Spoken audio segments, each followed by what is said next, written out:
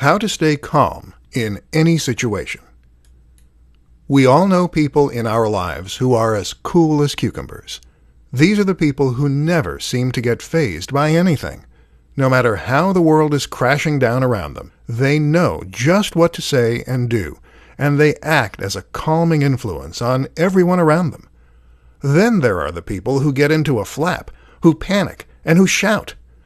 Guess who is the more effective in a crisis? Guess who makes the better leader? Guess who people look up to more? So, staying calm in any situation is an incredibly useful skill to have. The question is how you go about overcoming the all-too-human urge to lose it. In this presentation, we'll go over some simple steps you can take to keep your cool. Breathe. The first thing you need to do is to breathe.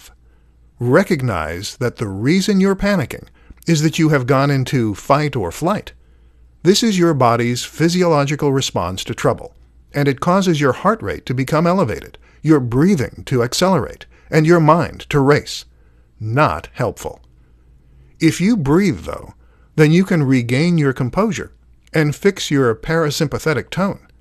In plain English, you can trigger your rest and digest state, which is the polar opposite of fight or flight. To get into this zone, you're going to use something called belly breathing. Breathe by expanding your gut first, and that way you can fill your lungs more completely, starting at the bottom.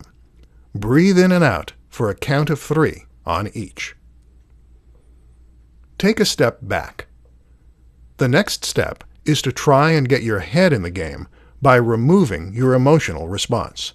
You might be scared, worried for a friend, or upset. None of these things will help.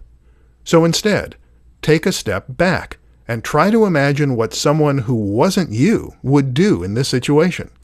What would James Bond do? Assess the situation in a more removed manner, and you'll come up with a better solution. Assess what needs to be done. One of the reasons that many of us become frozen with fear is that we don't want to take responsibility and make matters worse rather than better. To avoid this, quickly identify the worst-case scenario and the best-case scenario. Accept the possibility of the worst-case scenario, but take the steps you need to take to work toward the latter.